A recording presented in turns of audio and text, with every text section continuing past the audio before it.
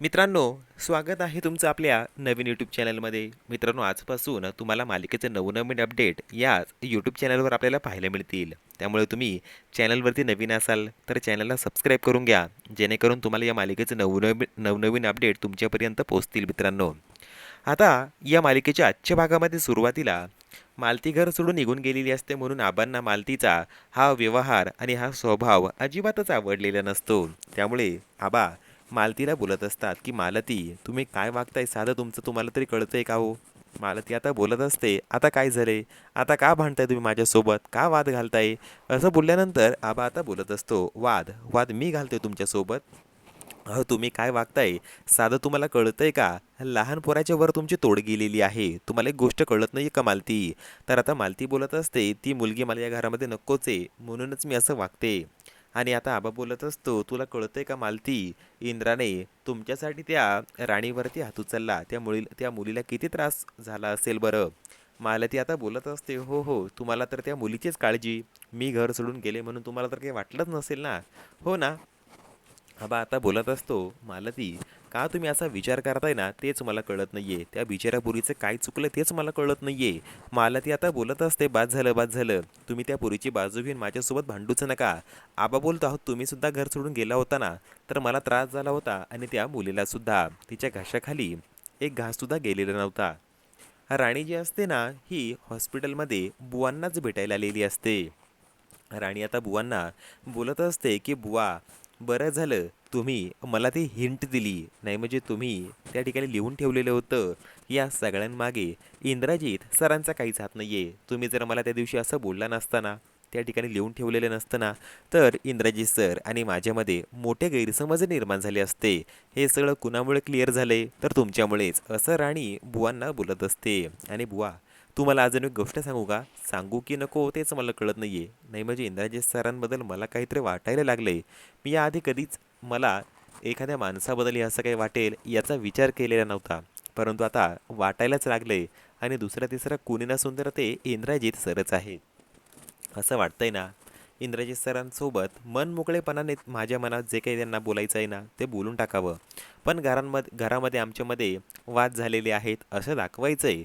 आता घरामध्ये तर बोलता येणार नाही, त्यामुळे आम्हाला हे सगळं बोलण्यासाठी कुठेतरी बाहेर जावं लागेल. त्यानंतर पुढे विक्रांत आणि उर्मिला आपल्या रूममध्ये असताना विक्रांत हा आता बोलत असतो, शेवटी इंद्राने त्या डॉक्युमेंटवरती सह्या करूनच टाकल्या, त्याला माहिती नाही त्याने केवढं मोठं पाप केलंय. तर उर्मिला बोलते, पण या सगळ्या सह्या त्याने केल्यास कशा? तर तो बोलत असतो, तो जेव्हा फॅक्टरीमध्ये आलेला ना, तेव्हा त्याला मी स्वतः त्या खुर्चीवरती बसवण्याचं नाटक करत होतो. त्याचं त्याच ठिकाणी आबांसमोर मी मन जिंकलं, आणि तेव्हाच तो हे सगळं करायला तयार झाला. पुढच्या सीनमध्ये इंद्रा जो असतो ना, त्याच्या रूममध्ये आलेला असतो, आणि राणी आता रत्नाईंच्या रूममध्ये झोपलेली असते. आता राणीला झोपच लागत नाही. दुसरीकडे इंद्राचंही तसंच होत असतं, त्यालाही रूममध्ये काहीच झोप लागत नसते. तो आता बोलत असतो, काय करू, राणीला कॉल करू? नाही, तिथे रत्नाई असतील बरं का. राणीसुद्धा बोलते, हो ना, मी काय करू, इंद्रजित सरांसोबत मलाही बोलायचं आहे, परंतु जाऊ की नको, झोपलेच असतील कदाचित तिकडे ते, असं ती ना बोलत असते. आणि तेवढ्यात इंद्रजित सरांना कळतं, मी तिला मेसेज तर करू शकतो ना. आणि इंद्रा राणीला मेसेज करतो की हाय. राणी वाजलेला मोबाईल लगेच बघते, आणि बघते तर काय, इंद्रजित सरांचा तिला समोर मेसेज आलेला असतो. सरांचा आलेला मेसेज पाहून ती एकदमच आनंदी होऊन जाते, आणि आता रिप्लाय द्यायला ती जाणारच. तोच उर्मिला लाईट ऑन करते, तिच्याकडे बघते आणि बोलू लागते, राणी काय झालंय, तुला झोप लागत नाहीये का? तर राणी एकदम दचकते आणि बोलू लागते, नाही तसं नाही, असं ती मुद्दामच खोटं बोलते. तर रत्नाई बोलते, राणी काहीतरी चालू आहे तुझं, दाखव बरं तो मोबाईल. तर राणी बोलते, अहो काही नाही, किती वेळ झालाय ना, तेच बघण्यासाठी मी मोबाईल हातामध्ये घेतला होता. तर इंद्रा त्याच्या रूममध्ये आता आई येते. इंद्रा आईला खोटं बोलतो, माझं ना फॅक्टरीतलंच काम आहे, त्याचेच मेल्स बघतोय मी आई. तर आता रत्नाई बोलू लागते राणीला, राणी मला खूप झोप लागते बाळा, आणि तू जर अशी इथे मोबाईलमध्ये बघत राहिली तर मला कसं झोप लागेल बरं? तर राणी बोलते, रत्नाई माझी तुम्ही काळजी करू नका, जेव्हा झोप लागेल ना तेव्हा मी करेल आराम, तुम्ही झोपला तरी चालेल, असं रत्नाईंना ती बोलते. मला ती आता बोलत असते, इंद्रा तुला एवढं काम आहे का रे, विक्रांतला बोलावून घेऊ का? अरे तो बघेल ना, अरे मला बोलायचं आहे तुझ्यासोबत इंद्रा. इंद्रा बोलतो, आई प्लीज तू आता काही बोलू नको बरं. आणि कसं आहे, मलाही ना कामं आहेत, मेल्स पाठवावेच लागतील मला. तर आता मालती बोलत असते, "ठीक आहे, ठीक आहे इंद्रा, तुला काम असेल ना तर तू कर. मी काही तुला मध्ये अडवणार नाही. तुझं काम आहे बाळा, काम तर व्हायलाच हवं. आणि आज न उद्या तुला तुझे वडील पुन्हा एकदा त्या खुर्चीवरती बसवणार म्हटल्यावरती कंपनी तर तुला बघावीच लागेल ना." आणि मग मालती तिथून निघून जाते आणि आता राणीसुद्धा रत्नाईंना झोपायला लावते. आणि मग इंद्रा आता बोलत असतो, "काय करू? राणीला मेसेज करू का की आपल्याला बाहेर कुठेतरी उद्या फिरायला जायचं आहे, डेटवरती तिला घेऊन जायचं आहे?" असं तो बोलत असतो. आणि मग पुढे राणी बोलू लागते, "इंद्राजी सर, एवढ्या रात्रीला तुम्ही मला मेसेज केला, काय झालंय?" तर आता इंद्रा समोरून बोलू लागतो, "राणी, मला झोप लागत नाहीये, असं वाटत आहे ना तुला भेटावं तिथे येऊन." तर आता राणी बोलते, "अहो कसं भेटणार तुम्ही मला इथे येऊन? नाही जमणार तुम्हाला, इथे रत्नाई आहेत ना आणि आपल्याला कुठे बाहेर जावं लागेल भेटायला." तर इंद्रा बोलते, "ॲक्च्युली मलाही तेच बोलायचं होतं राणी, कुठे जायचं आपण बाहेर?" तर राणी बोलते, "जायचं का गावामध्ये? आपण मागे गेलो होतो तिकडेच." आणि मग इंद्रा बोलतो, "हो हो, जाऊया ना, तुला आठवतंय मागे आपण गेलो होतो ट्रॅक्टरमध्ये बसून?" तर राणी बोलते, "तुम्हाला आजही ते चालेल का?" तर इंद्रा बोलतो, "हो, का नाही चालणार."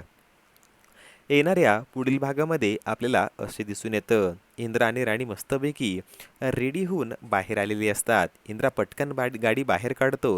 राणी ही बोलते की मला मंदिरात जायचं आहे, असं बोलू ते सर्वात ते पुढे निघून जाते. आणि इंद्रा ही मागच्या म्हणजे थोड्या वेळाने इंद्रा ही गाडी काढतो आणि घरातून बाहेर जातो. आणि याच बहाण्याने दोघंही घरातून आता बाहेर पडतात आणि इंद्रा राणीला पिकअप करून एका अनोळख्या ठिकाणी घेऊन येतो. गावाकडे दोघंही जण एका नदीच्या काठी आलेले असतात. तिथे आल्यानंतर आता म्हणजे त्या ठिकाणी एक नदी असते. त्या नदीच्या काठीच इंद्र आणि राणी येऊन आता उभे राहिलेले असतात. त्यामध्ये राणी आता इंद्रजित सरांना बोलत असते, "इंद्रजित सर, जायचं तिकडे फोटोशूटला. बघा किती चांगलं आहे तिकडे वातावरणही आणि क्लायमेट बघा काय मस्त आहे." तर इंद्रा बोलतो, "हो हो राणी." आणि तो राणीचे मस्तपैकी त्या ठिकाणी फोटोग्राफ्स घेतो. आणि आता इंद्रा राणीला बोलत असतो, "राणी, खूप दिवसांपासून मला तुला काहीतरी सांगायचं होतं. आपण जाऊया का आता डेटवर? मला तुला कुठेतरी माझ्या मैत्रिणीला डेटवरती घेऊन जायचं आहे. प्लीज राणी, तू माझ्यासाठी माझ्यासोबत माझ्या मनाचा विचार करून मी बोलवतोय म्हणून माझ्यासाठी तू डेटवरती येशील का ग राणी? प्लीज, तुला तुझा मित्र बोलवतोय राणी, प्लीज नाही म्हणू नको." इंद्राजी जेव्हा असं बोलतो ना, तेव्हा राणीचं मन जोरजोरात धडधडायला लागतं आणि ती बोलू लागते, "इंद्रजित सरांना मी हे बोलणार होते, परंतु तेच मला बोलताय. काय करू? जाऊ की नको? आणि तिथे जाऊन ते मला काही बोलणार तर नसतील ना?" असं राणी मनातल्या मनात विचार करते. तर इकडे इंद्रा जोरात एस बोलतो. राणी इशाऱ्याने इंद्रजित सरांना हो बोलते. आणि आता इंद्रजित बोलू लागतो, "चल मग, मी तुला लवकर तिकडे घेऊन जायचंय मला. मला तुला काहीतरी बोलायचंय राणी." तर पुढे चालून इंद्रा राणीला डेटवरती घेऊन जाणार आहे आणि आपलं मन राणीसमोर व्यक्त करणार आहे. मित्रांनो, व्हिडिओ आवडला असेल तर व्हिडिओला लाईक करा आणि आपल्या चॅनललाही जरूर सबस्क्राईब करा.